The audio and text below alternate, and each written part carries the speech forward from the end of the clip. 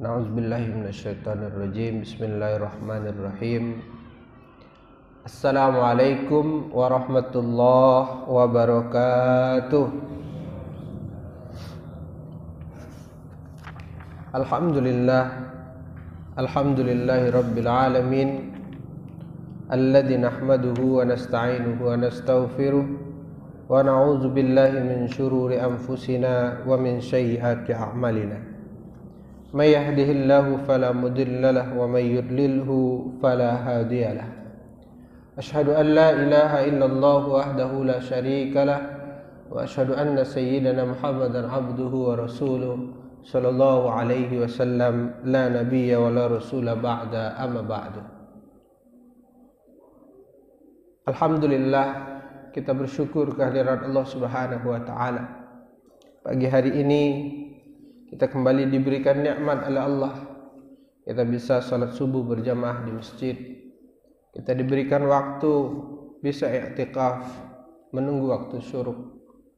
Ini adalah nikmat yang harus terus kita syukuri.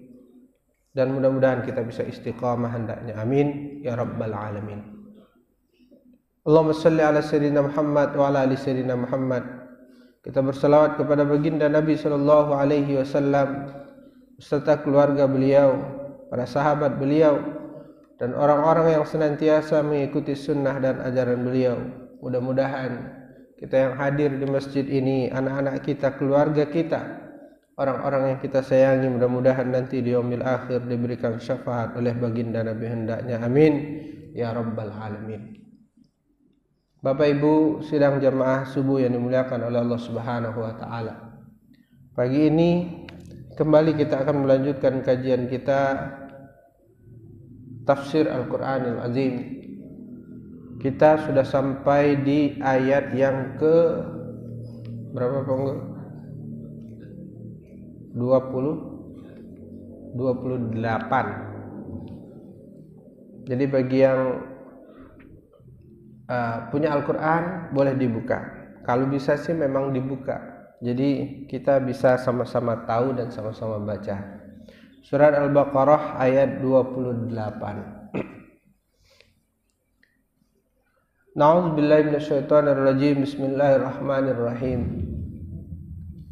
Kaifa takfuruna billahi wa kuntum amwatan fa ahyaakum thumma yumitukum thumma yuhyikum thumma ilaihi turja'un. Kaifa takfuruna billah, bagaimana kalian bisa kafir dengan Allah? Bagaimana kalian kafir kepada Allah? Wa kuntum amwatan, padahal dulunya kalian adalah amwatan, tidak ada atau mati. Fa ahyaakum, maka kemudian Allah menghidupkan kalian. Tsumma yumitukum, kemudian nanti Allah akan mematikan kalian. Tsumma yuhyikum, kemudian Allah akan menghidupkan kalian kembali. Tsumma ilaihi turja'un, dan kemudian kepadanya kalian akan dikembalikan. Ayat 28 ini sebelum kita bahas panjang, kita tengok kembali ayat 26-27 karena dia nyambung. Ayat 26-27, apa kata Allah? Sesungguhnya Allah tidak malu membuat perumpamaan walaupun berupa seekor nyamuk. Kan begitu pembahasan sebelumnya.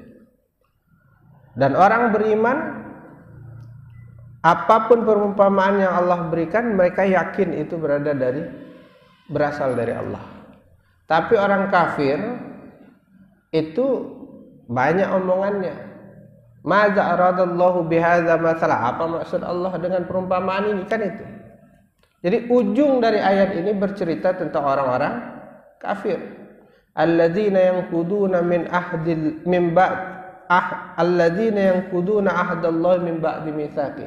Orang-orang yang memutus perjanjian dengan Allah. Wa yaqta'una ma amarallah, memutus apa yang disuruh oleh Allah mereka enggak mau. wa yufsiduna fil ard, mereka berbuat kerusakan di muka bumi. Ulaika humul khasirun, inilah orang-orang yang rugi nanti di akhirat, mereka masuk neraka. Kan begitu. Lalu kemudian dikatakan kepada mereka ini oleh Allah, kaifa takfuruna billah, bagaimana bisa kalian kafir, bagaimana kalian bisa ingkar kepada Allah, wahai orang-orang kafir. Kok kalian bisa kafir kepada Allah? Kok kalian bisa ingkar kepada Allah? Enggak masuk akal kalian tuh ingkar kepada Allah. Kenapa enggak masuk akal? Wa kuntum amwatan, dulunya kalian tuh enggak ada. Allah yang ciptakan, Allah yang hidupkan. Kok kalian bisa ingkar?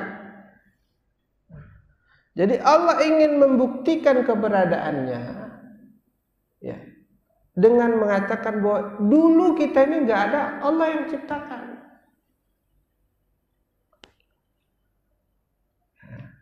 Makanya dalam surat At-Tur itu Allah mengatakan, am khuliqum min ghairi syai' am humul khaliqun. Apakah kalian itu ada dengan sendirinya atau ada yang menciptakan? Am khalaqus samawati wal ard, atau kalian yang menciptakan langit dan bumi ini? Siapa yang menciptakan langit dan bumi ini? Itu Allah tanya sama kita. Jadi enggak masuk akal ada orang yang ingkar, ada orang yang kafir kepada Allah, padahal dulunya kita ini semuanya tidak ada. Allah yang ciptakan kita, Allah yang hidupkan kita. Itu enggak masuk akal, enggak bisa diterima. Dan kita tahu bahwa Allah yang ciptakan ini semua. Allah yang ciptakan kita. Ya. Makanya dalam surat Al-Insan itu, hal ata 'alal insani hinun minad dahri lam yakun syai'an mazkura, kan gitu ya. Hal ata 'alal insan, ada masanya dulu manusia itu, hinun minad dahri, ya, pada satu masa, lam yakun syai'an mazkura, sesuatu yang tidak bisa disebut, memang enggak ada. Jadi dulunya manusia ini betul-betul berasal dari sesuatu yang enggak bisa disebut, enggak ada dia. Dan kita tahu bagaimana penciptaan manusia. Ya. Berasal dari sesuatu yang tak ada, kita berasal dari sulbi bapak-bapak kita. Ya. Lalu kemudian menjadi air mani, dari air mani baru masuk ke dalam rahim si ibu. Dan di dalam rahim si ibu kita menjadi nutfah selama 40 hari. Menjadi air mani itu selama 40 hari. Lalu kemudian menjadi segumpal darah selama 40 hari. Lalu kemudian menjadi segumpal daging selama 40 hari. Setelah 120 hari baru ditiupkan ruh kepada kita. Jadi kita itu betul-betul berasal dari sesuatu yang tak ada. Itu dijelaskan oleh Al-Quran, dijelaskan dalam hadis Nabi. Setelah 120 hari baru kita ditiupkan ruh. Dan ilmu modern itu baru membuktikan ini baru 100 tahun inilah, 200 tahun inilah. Tapi Nabi itu udah ngomong 1400 tahun yang lalu. Dan itu semua tentu ada konsekuensinya sekarang. Ya, Nabi ngomong itu tentu ada konsekuensinya. Nah, banyak mulai hukumnya. Bagaimana hukumnya seorang bayi kalau seandainya digugurkan setelah 120 hari. Itu haram hukumnya, sama seperti membunuh karena ruhnya sudah ada. Kan itu konsekuensi hukumnya. Kalau menggugurkan berarti kapan? Ya mungkin dalam keadaan-keadaan tertentu, seperti orang yang diperkosa atau takut terjadi sesuatu kepada ibunya, maka dalam keadaan tertentu mungkin boleh menggugurkan, tapi harus di bawah 4 bulan, di bawah 120 hari. Lalu nanti bagaimana hukumnya seandainya kalau keguguran sebelum 120 hari? Itu disolatkan enggak, dikafani enggak? Kan ada aturannya. Ya. Itu perempuan kalau keguguran setelah 120 sebelum 120 hari itu ada nifasnya enggak? Itulah. Itu Nabi sudah cerita. Dan ilmu modern baru ada sekarang. Jadi pada dasarnya ya, kita itu ya berasal dari sesuatu yang tak ada.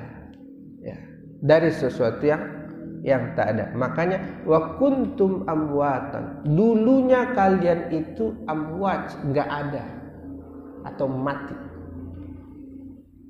Summa yuhyikum. Fa ahyakum. Maka kemudian Allah menghidupkan kita. Ditiupkan ruh kepada kita di dalam rahim. Lahirlah kita ke dunia ini. Ya. Itulah kita menjadi hidup. Hiduplah kita. Tapi setelah kita hidup ini, ya, summa yumitukum. Nanti kita akan dimatikan kembali oleh Allah. Nah, lalu kemudian apa? Summa yuhyikum, akan ada kehidupan kedua, yaitu di kuburan, di alam akhir. Ini baru hidup yang pertama. Makanya dalam surat Al-Mu'min itu dikatakan qalu rabbana amattana snataini wa ahyatana snataini. Ya Allah, Engkau menghidupkan kami 2 kali, Engkau mematikan kami 2 kali.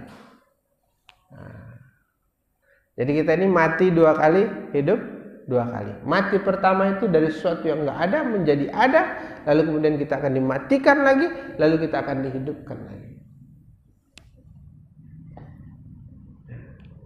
Nah, hidup kita yang pertama ini menentukan kehidupan kita yang kedua. Maka sebenarnya tujuan kita dihidupkan ini ya, untuk bagaimana kita mempersiapkan kehidupan kita yang kedua. Nah, maka kita harus betul-betul mempersiapkannya. Sekarang coba tanya diri kita, apa yang sudah kita persiapkan untuk akhirat kita? Yang pasti itu kullu nafsin za'iqatul maut. Setiap yang bernyawa pasti mati. Yakin kita itu. Seyakin-yakinnya. Kita semua ini pasti mati. Dan setelah mati, kita yakin 100% bahwa kita akan dihidupkan di akhirat. Dalam kubur kita akan hidup, akan ditanya oleh 2 malaikat, pasti itu 100%. Nggak ada ragu-ragunya. Kita orang Islam. Apa yang dikatakan Nabi, apa yang dikatakan baginda Nabi, apa yang dikatakan baginda Nabi Muhammad SAW, yakin 100%. Akhirat ada, pertanyaan malaikat dalam kubur ada. Sekarang tanya diri kita, apa yang sudah kita persiapkan? Kadang-kadang anehnya kita hari ini tuh, kita merasa bahwa waktu kita masih lama. Itu penyakit kita. Lupa kita. Saya tanya sama bapak-bapak, ibu-ibu di sini. Apa beda kita kajian bulan ini dengan kita ngaji bulan lalu? Apa bedanya? Apa beda kita ngaji hari ini dengan kita ngaji bulan lalu? Apa bedanya? Tahu bapak-bapak apa bedanya? Bedanya adalah ngaji sekarang kita lebih dekat kepada kematian kita. Itu bedanya. 30 hari lebih dekat, 1 bulan lebih dekat ke liang lahat kita. Itu bedanya. Jadi setiap hari yang berlalu itu sebetulnya kita lebih mendekat kepada ajal kita. Bisa jadi hari ini ada di antara kita yang kain kafannya masih berupa kapas. Ada yang bisa sudah jadi mungkin kain kafannya masih ada di pabrik. Mungkin juga hari ini ada kain kafan yang sudah ada di DKM sini, kita nggak tahu. Jadi sebetulnya dari hari ke hari itu kita lebih dekat kepada ajal kita. Cuman kadang-kadang kita lupa, kita nggak sadar diri. Apalagi kadang-kadang yang anehnya usia udah 50 tahun, usia ada 60 tahun, tapi masih seperti merasa 30 tahun. Padahal gigi udah mulai ompong, rambut udah mulai mutih, tapi nggak sadar-sadar juga. Kalau ngobrol itu masih merasa masih muda. Merasa masih muda. Nggak ukur kemampuan. Kadang-kadang kalau olahraga sama anak-anak yang usia saya aja lah umpama. Kadang olahraga sama anak-anak yang udah 20 tahun itu kita paksain seolah-olah kita masih 20 tahun padahal kita sudah 40-an. Enggak sadar kita bahwa kita sudah tua. Nah ini, kalau sudah semakin tua berarti sudah semakin dekat kepada ajal. Sekarang tanya, apa yang sudah kita persiapkan? Apa yang sudah kita persiapkan? Tanya diri kita. Kalau nggak tahu jawabannya, saya tanya aja. Paling tidak yang harus dipersiapkan itu 3. Paling tidak yang harus dipersiapkan itu 3. Yang pertama, ya, amalan terbaik. Tanya diri kita. Ya. Adakah kita sudah pernah melakukan atau punya amalan terbaik? Ya. Allazi khalaqal mauta wal hayata linabluwakum ayyukum ahsanu amala. Allah ciptakan kehidupan dan kematian supaya Allah tahu ada siapa di antara kita yang paling baik amalannya. Siapa di antara kita yang punya amalan terbaik? Udahkah kita mempersiapkan satu saja amalan terbaik? Tanya diri kita. Adakah amalan terbaik yang kita punya? Tanya tuh. Punyakah kita satu amalan terbaik? Berbakti ke orang tua kayak itu? Selalu sholat subuh di masjid kayak itu? Atau 5 waktu dia sholatnya di masjid? Atau dia tiap hari sedekah walaupun 2.000? Apa amalan terbaik kita? Tanya diri kita. Ya, dan kata Allah Subhanahu wa taala sebagaimana yang disampaikan Nabi, ahabbul a'malu illallah indallah adwamuha wa inkillah. Amalan yang paling dicintai Allah itu ya, walaupun sedikit tapi istiqamah, enggak apa-apa.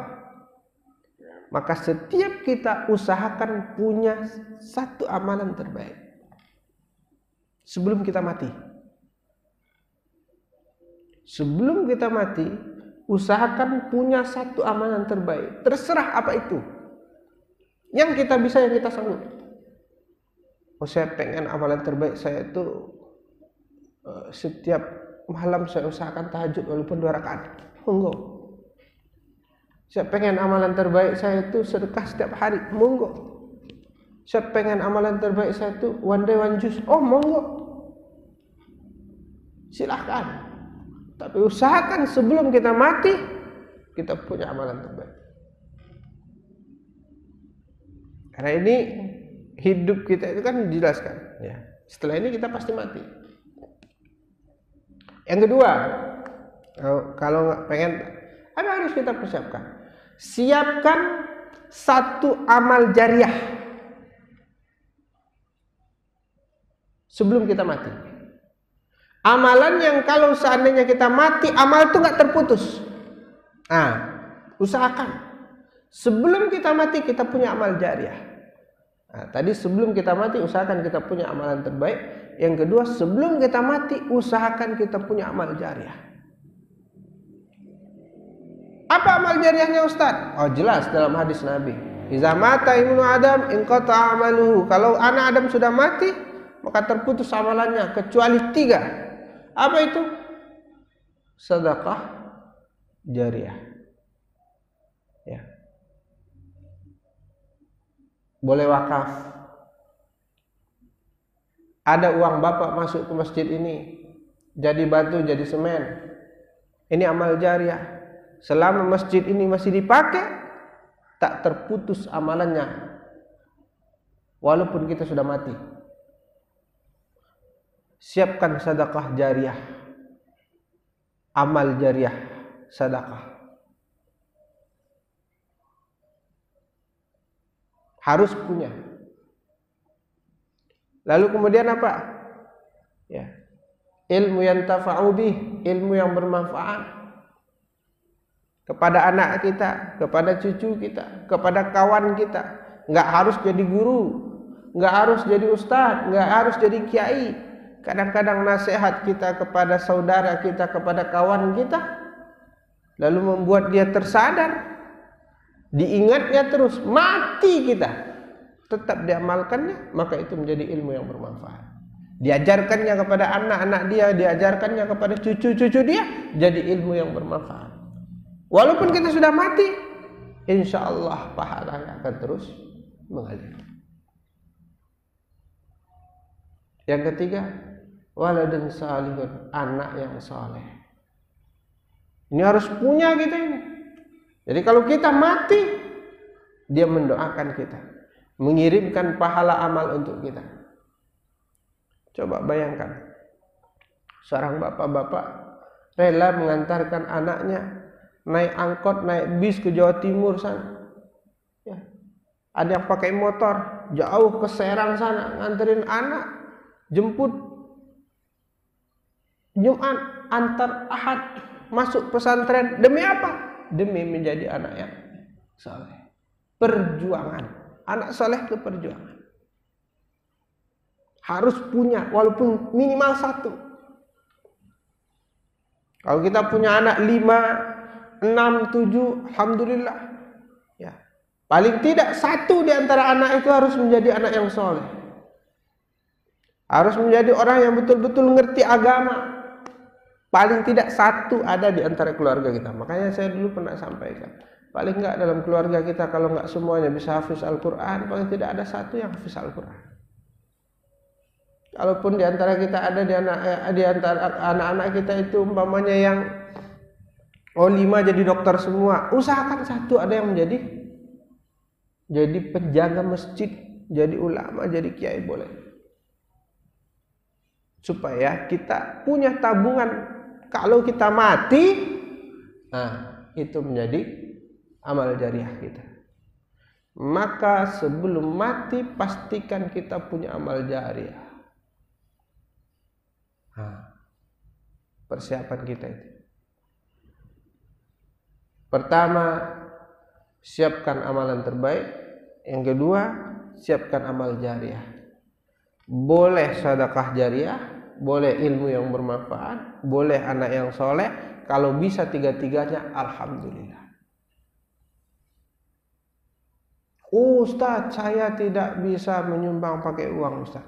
Pakai pikiran. Ya, pakai pikiran, pakai ide. Ya. Sebarkan proposal masjid ini. Ada orang menyumbang buat masjid ini, kita ikut andil di dalamnya. Jadi sedekah jariah buat kita. Jadi jangan dikira kita nggak dapat andil apa-apa, enggak.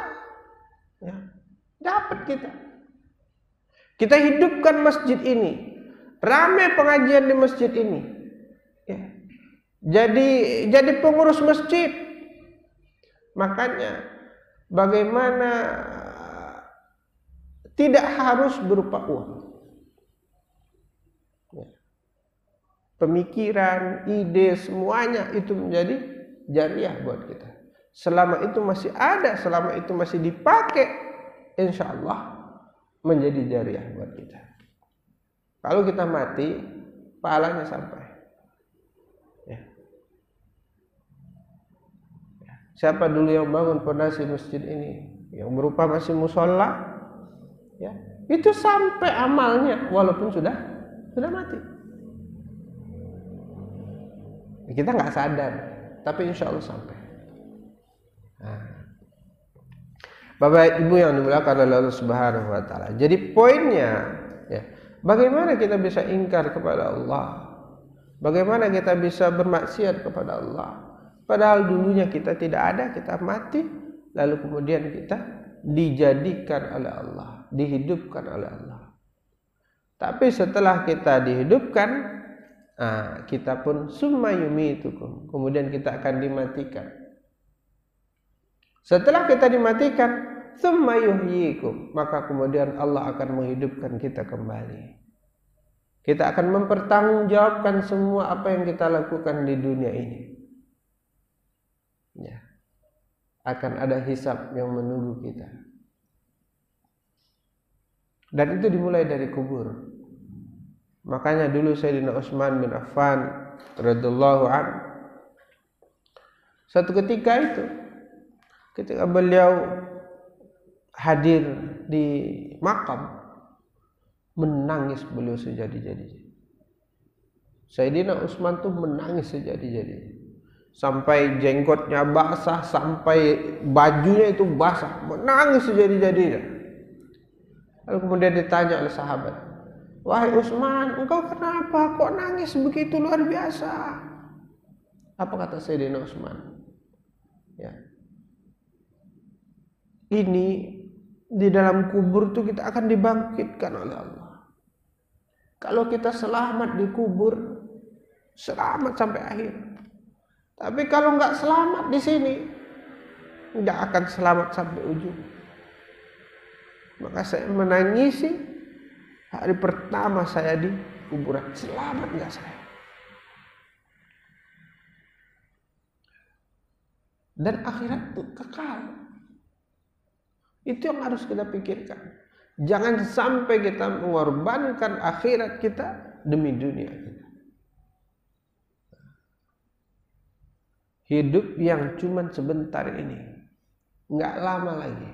Dan yang paling menentukan khawatimiha, akhir kehidupan. Nah, ini penting juga nih. Saya ulas. Yang paling menentukan kehidupan itu akhir kehidupan kita. Makanya kita berdoa kepada Allah Subhanahu wa taala, mudah-mudahan kita dimatikan dalam keadaan husnul khatimah. Yang paling menentukan itu akhir. Ya, makanya dalam hadis Nabi SAW itu ada seorang yang beramal dengan amalan hari akhirat, ya, beramal amalan soleh, tapi terdahulu takdirnya bahwa dia akan masuk neraka. Lalu kemudian antara dia dengan surga itu jaraknya cuma 1 hasta. Tapi sudah terdahulu kepadanya takdir, maka kemudian di akhir kehidupannya dia beramal dengan amalan ahli neraka dan dia masuk neraka. Ada orang yang dia sebetulnya adalah ahli surga, tapi dia beramal dengan amalan ahli neraka. Jarak antara dia dan neraka itu cuma 1 hasta. Lalu kemudian dia karena sudah terdahulu untuknya takdir, maka kemudian dia beramal dengan amalan ahli surga, kemudian dia masuk surga. Yang menentukan itu adalah akhir kehidupan. Maka karena yang menentukan itu adalah akhir, maka kita harus istiqomah. Usahakan kita begini sampai akhir. Ngaji terus sampai mati. Sholat subuh ke masjid sampai mati. Jangan berhenti. Kalau kita berhenti, tiba-tiba kita mati. Taat terus. Jangan berhenti. Mana tahu nanti mati kita. Udah. Nah, ini harus kita wanti-wanti. Maka usahakan istiqomah. Makanya kalau kita mau melakukan dosa itu ingat, ya ini jangan-jangan akhir kehidupan saya ini. Nggak jadi melakukan dosa. Ya. Karena bisa aja ya takdir itu berubah. Maka tapi kata para ulama ketika menjelaskan hadis, ya, ada orang yang beramal dengan amalan ahli surga lalu terdahulu kepadanya takdir, kemudian di akhir kehidupannya dia beramal dengan amalan ahli neraka lalu dia masuk neraka. Kata para ulama menjelaskan hadis itu sedikit sekali orang yang dia awalnya taat lalu kemudian di akhir kehidupannya ya setahun, sebulan, 2 bulan, 3 bulan sebelum mati berubah dia 180 derajat. Itu sedikit. Yang banyak itu orang yang beramal dengan amalan ahli neraka, ya, dia mabuk, dia minum, dia zina, ya. Tapi kemudian terdahulu kepadanya takdir, ya. Lalu dia beramal dengan amalan ahli surga. Dia rajin ke masjid. 2 minggu, 3 minggu, sebulan sebelum dia meninggal tuh rajin ke masjid. Kemudian dia pergi haji, ini itulah, ya kan? Lalu kemudian dia meninggal dalam keadaan taat. Itu husnul khatimah. Jadi yang menentukan itu adalah akhir kehidupan. Kita nggak pernah tahu akhir kehidupan kita, maka kita usahakan terus istiqomah. Kata para ulama, orang yang yang taat itu, yang akhir kehidupannya buruk itu biasanya sebetulnya dia tidak taat. Cuman di hadapan manusia saja yang kelihatannya taat atau soleh. Saya pernah ketemu. Dulu ada seseorang yang kita anggap kiai, kita anggap ustadz di satu daerah, saya nggak sebut lah. Tapi nggak sampai setahun, paling kalau saya kira itu paling 3 bulan 4 bulan sebelum meninggal itu berubah 180 derajat. Nggak mau ke masjid, nggak mau sholat, gangguin istri orang, sering ngintip orang mandi. Aneh. Tapi kemudian yang menjadi sesuatu yang buruk itu dia meninggal dalam keadaan su'ul khatimah, ya, dalam melakukan dosa. Padahal kiai. Tapi kemudian saya lama tuh berpikir kok bisa gitu. Tapi pada akhirnya saya ketemulah dengan teman-teman beliau, ya. Beliau itu senior lah, kiai di kampung tuh senior, usianya sekitar 60-an 70-an waktu itu. Saya tanyalah teman-teman beliau yang sama selevel, yang kiai juga, yang sama-sama ini. Terus disampaikan oleh teman-temannya, antum karena nggak tahu saja bahwa gimana dia, makanya antum sangat kecewa.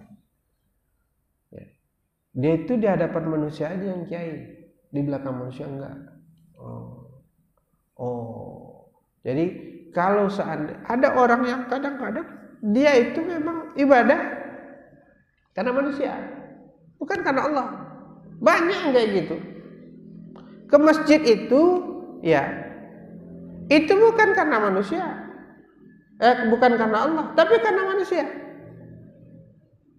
Supaya dianggap soleh, supaya dihormati, ya, takut sama mertua, nggak enakan, ada tuh.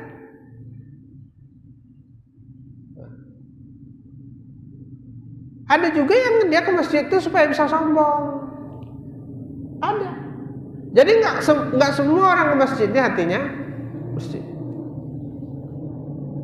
Ada orang ke masjid, ya, rajin dia ke masjid, tapi sama tetangganya nggak baik, sosialnya nggak ada, akhlaknya buruk, ada. Hati-hati itu, ya, hati-hati. Kita orang yang sering ke masjid, jadi imam, jadi ustadz, jadi apa gitulah, tapi akhlaknya buruk, hati-hati itu. Jadi mari betul-betul, ya, kita ikhlas karena Allah Subhanahu wa taala. Tapi poinnya, ya, bagaimana kita bisa ingkar dengan Allah ayat ini? Bagaimana kita bisa ingkar, bagaimana kalian bisa kafir dengan Allah padahal dulu kalian tidak ada, lalu Allah menciptakan kalian, lalu kemudian Allah nanti akan mematikan kalian kembali, lalu Allah akan menghidupkan kalian kembali.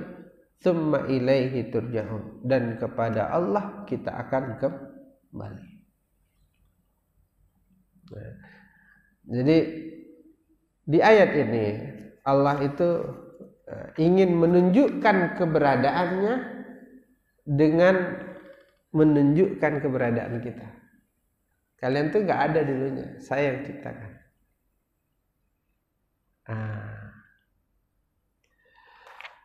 Baik, kita lanjut ayat berikutnya. Apa ayat berikutnya? Bismillahirrahmanirrahim.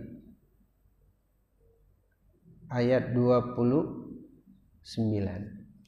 Huwallazi khalaqalakum ma fil ardi jami'a summa stawa ilas samai fasawwahunna sab'a samawat wa huwa bikulli syai'in alim. Setelah Allah bercerita tentang bagaimana penciptaan kita, lalu apa ya? Allah bercerita tentang penciptaan langit dan bumi. Huwallazi khalaqalakum ma fil ardi jami'a. Dialah Allah yang menciptakan bagi kamu ma fil ardi jami'a, semua yang ada di bumi ini. Summa stawa ilas sama. Lalu Allah berkehendak untuk menciptakan langit. Fasawwahunna sab'a samawat. Maka kemudian Allah menciptakan 7 lapis langit. Wa huwa bikulli syai'in alim.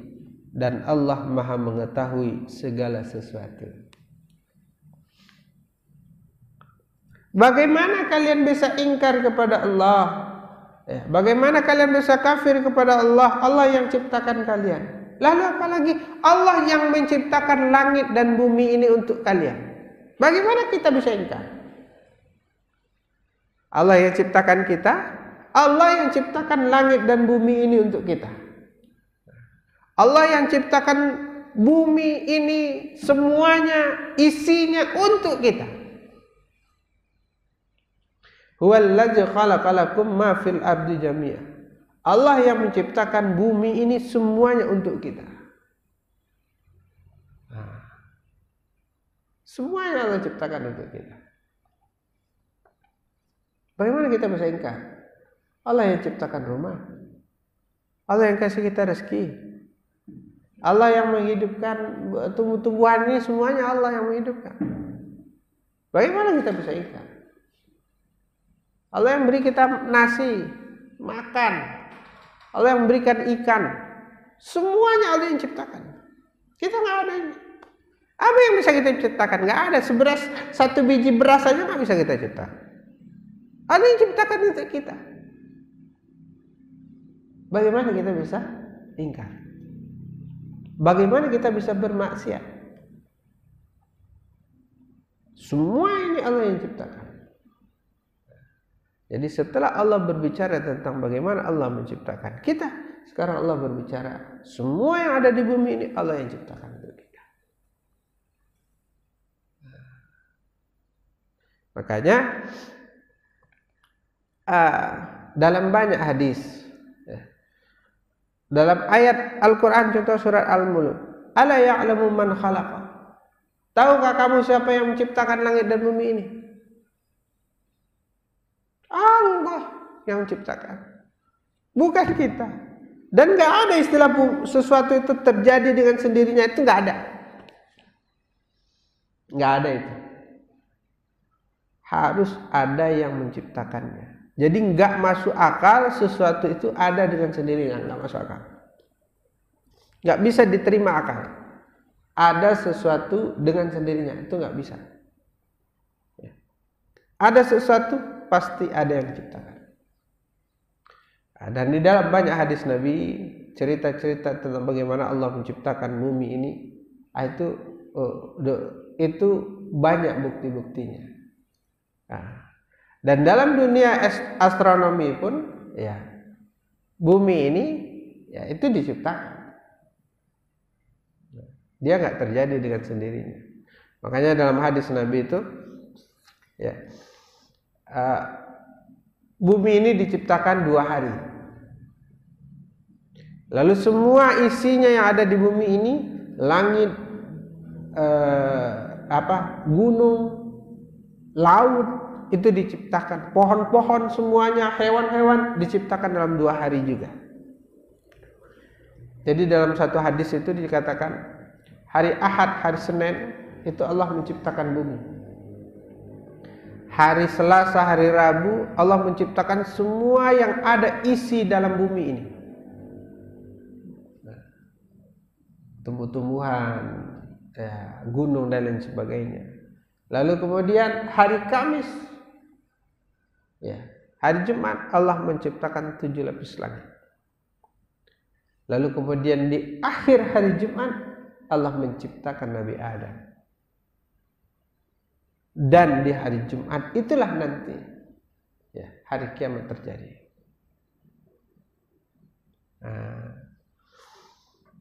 Nah, bagaimana langit bumi ini tercipta? Itu berasal dari air. Lalu air menjadi tanah. Ya. Lalu kemudian biar tidak biar tidak goyang, lalu ditancapkanlah gunung-gunung. Ya. Lalu kemudian air tadi menguap, maka dialah kemudian menjadi langit. Lalu Allah ciptakan 7 lapis langit. Itu ada dalam Al-Qur'an.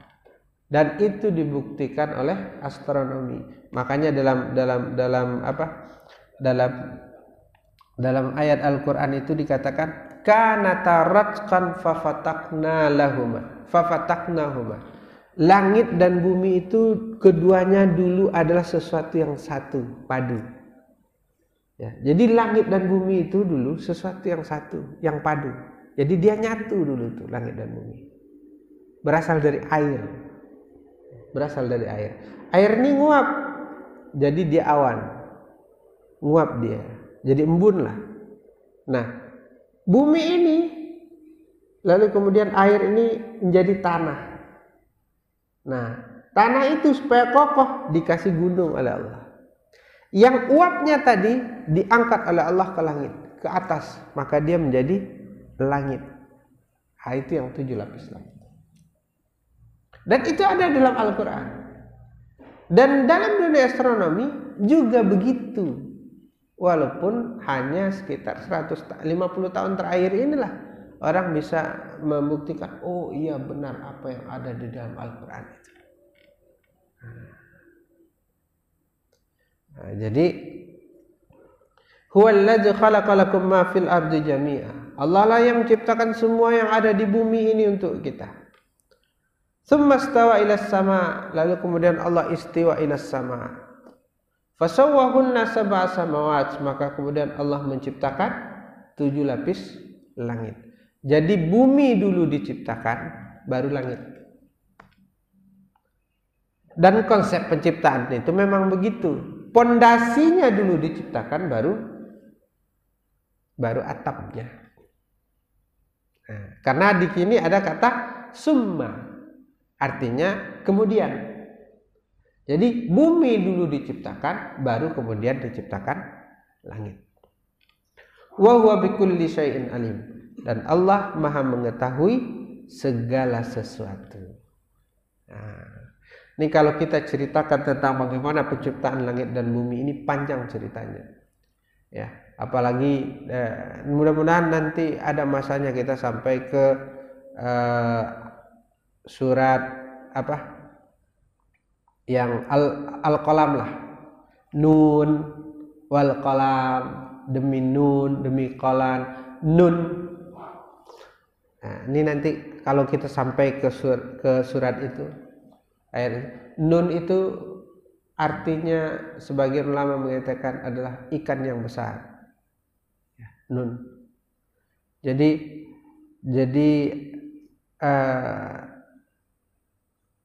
menurut penafsiran ulama, nun ikan besar itu berada dalam air. Nah, air itu berada di atas batu yang licin. Batu yang licin itu ada di atas punggung malaikat. Jadi ada malaikat ini memikul sebuah batu yang licin. Di atas batu yang licin itu ada kayak akuarium. Di dalam akuarium itu ada seekor ikan besar. Namanya ikan nun.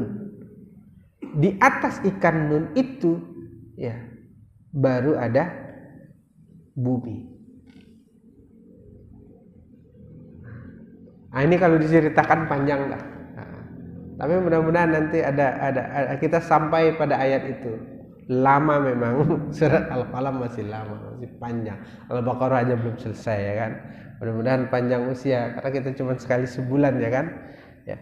Tapi itu diceritakan tuh. Nah, ya. Ya, itu diceritakan oleh Luqmanul Hakim ya. Ya. Makanya Sayyidina Luqman itu pernah mengatakan ya, batu besar itu diantara tidak berada di langit, tidak pula di bumi. Itu dia ceritanya. Nah, jadi bumi ini ya di atas kepala ikan nun tadi.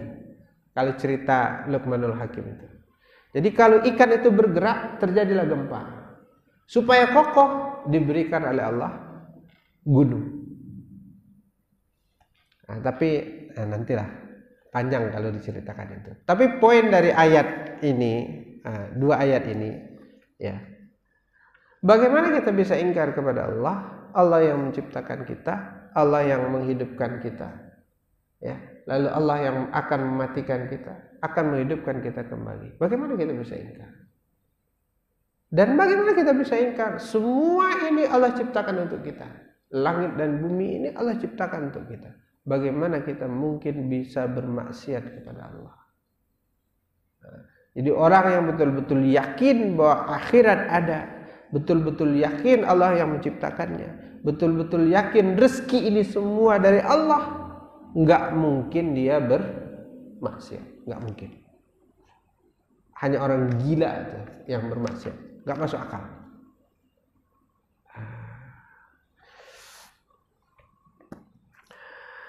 Bapak Ibu yang dirahmati oleh Allah Subhanahu wa taala, dua ayat saja kita baca pagi hari ini. Kalau ada yang mau ditanyakan satu dua pertanyaan silakan. Monggo. Saya nanya, Tat. Ya, boleh Pak. Ini berkaitan dengan ayat yang tadi ya, yang bagaimana kamu ingkar. Nah, ini kalau dalam kepala saya nih, api itu panas, es itu dingin. Nah, mungkin kan kita berpikir sebaliknya, kalau es itu panas, api itu dingin. Nah, yang saya pikir tuh orang Israel, itu kan mereka lebih tahu duluan kalau Allah itu satu. Kemudian mereka udah punya bukti-bukti kalau Nabi Muhammad itu adalah Nabi terakhir. Tapi kenapa mereka bisa ingkar gitu loh? Itu yang saya bisa, kok bisa ya mereka seperti itu? Dan udah tahu kalau misalkan mereka dibilang kamu kalau ngingkar sama ini, kamu pasti masuk neraka. Kayak apa pertanyaannya Lily J, kenapa bisa begitu? Itu aja. Ya. Itulah. Ini ayat ini sebenarnya tertuju buat mereka itu. Ya, tertuju buat mereka. Makanya kadang itu nggak masuk akal. Aneh saja gitu. Bahkan ada orang-orang yang sudah Allah nampakkan kepada mereka bukti keberadaan Allah itu. Iya. Tapi dia nggak sadar. Itu yang aneh. Itu yang aneh. Lebih aneh lagi iblis lah. Gimana dia dulu jadi istilahnya yang paling alim, yang paling taat, kok bisa gara-gara Adam diciptakan dari tanah disuruh bersujud? Nggak bisa. Coba, nggak masuk akal tuh. Padahal beliau melihat Allah, menyaksikan bagaimana penciptaan Adam itu, menyaksikan dia. Ya. Bagaimana malaikat bersujud itu, menyaksikan dia.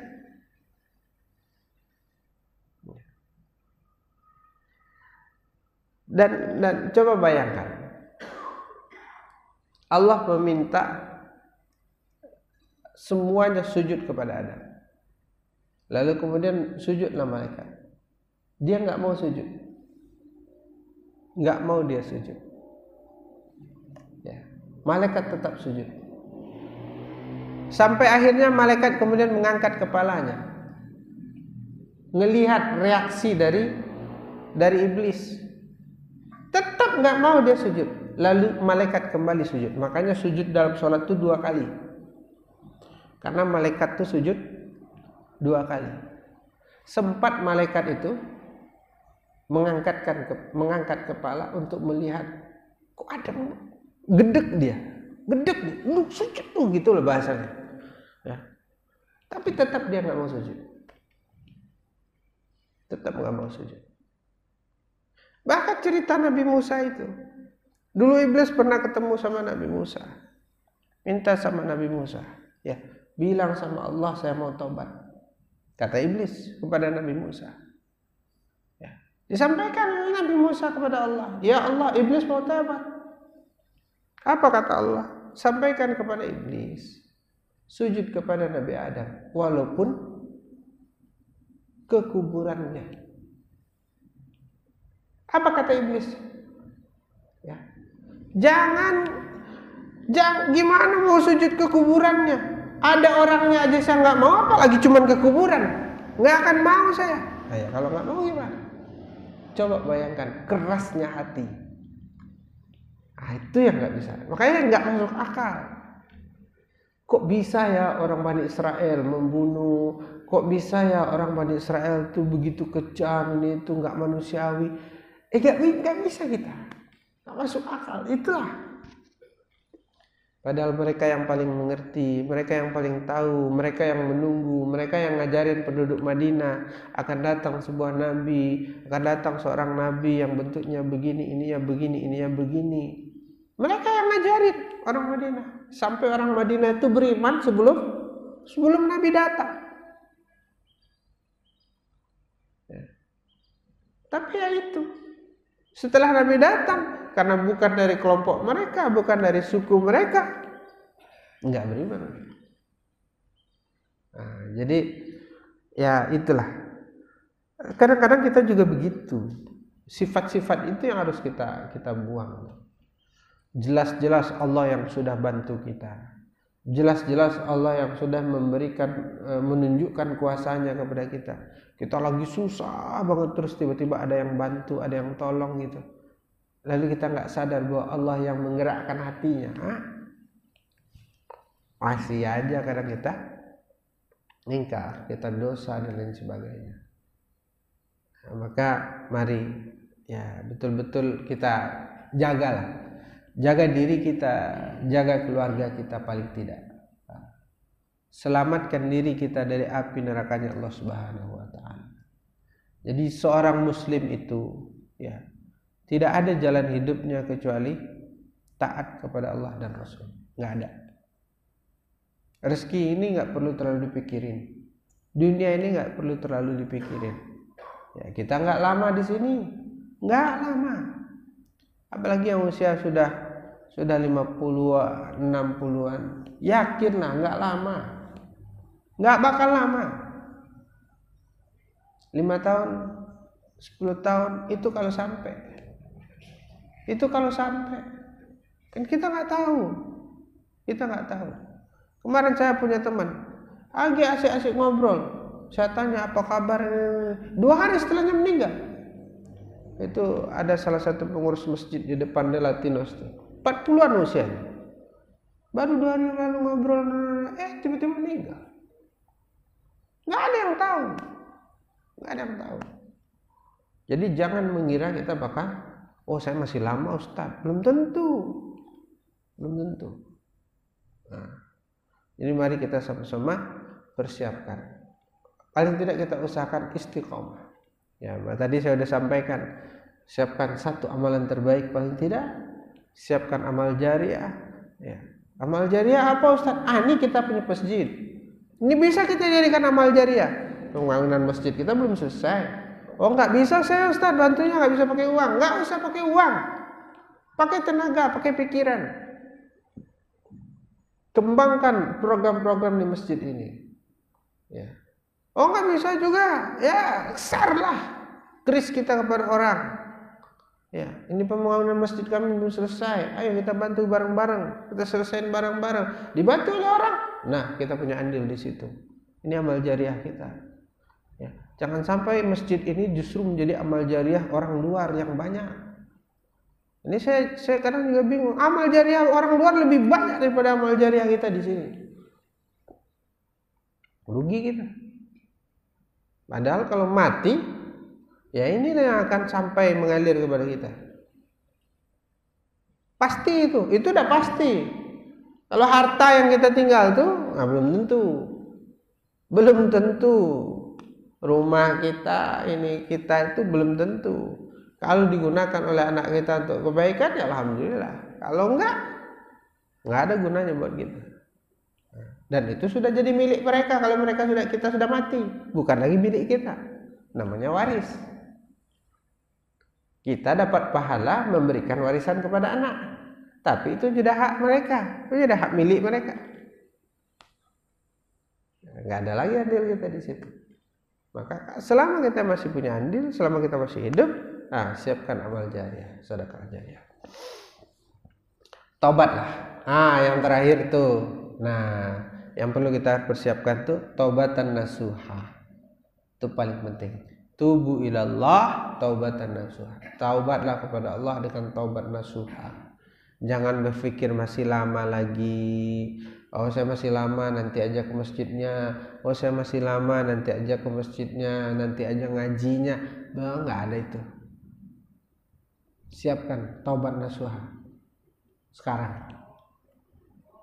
Mulai sekarang saya janji ya Allah, saya enggak akan melakukan dosa itu lagi ya Allah. Saya enggak akan melakukan dosa itu lagi ya Allah. Saya janji ya Allah, saya taubat ya Allah. 3 itu aja siapin udah. Siapkan amal terbaik, siapkan amal jariah, taubat nasuha sekarang. Mudah-mudahan kita husnul khatimah. Baik, masih ada yang mau ditanyakan?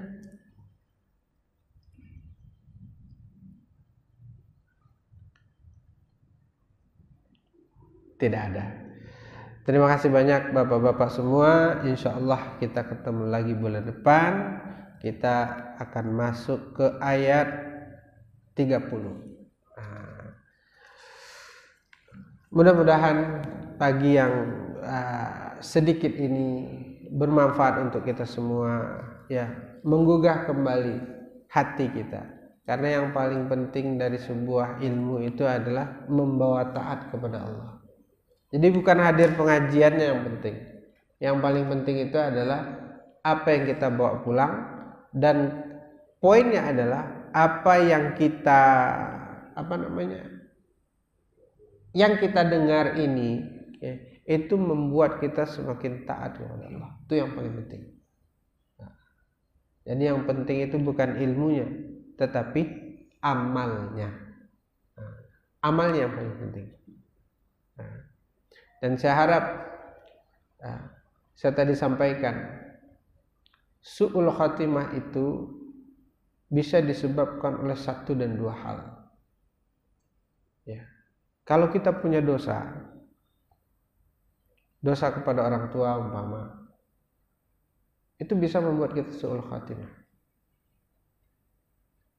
Atau hati yang kotor, merasa paling bersih, merasa paling suci, merasa paling banyak amal, itu bisa su'ul khatimah. Maka kalau kita punya itu, bersihkan sekarang. Bersihkan sekarang. Ya. Bersihkan sekarang. Maka jangan sampai ini, kita rajin ke masjid sekarang. Ya, kita rajin ke masjid gitu. Tapi lalu kita merasa paling soleh, kita merasa paling taat, lalu kita, orang-orang yang enggak ke masjid itu kita bilang, oh kamu ahli maksiat, kamu ahli neraka, kamu ini itu, dan kita merasa begitu. Itu kadang-kadang kita bisa su'ul khatimah. Bisa-bisa kadang seminggu 2 minggu sebelum kita mati kita malah nggak tahu masjid. Maka hati-hati. Terima kasih banyak, ya. Yang benar dari Allah, yang salah saya sendiri mohon dimaafkan. Kita tutup dengan doa kafaratul majelis. Subhanakallahumma bihamdika asyhadu an la ilaha illa anta astaghfiruka wa atubu ilaik. Mohon dimaafkan segala kesalahan. Wallahu muwaffiq liqomit thoriq. Assalamualaikum warahmatullahi wabarakatuh. Alhamdulillahirabbil alamin.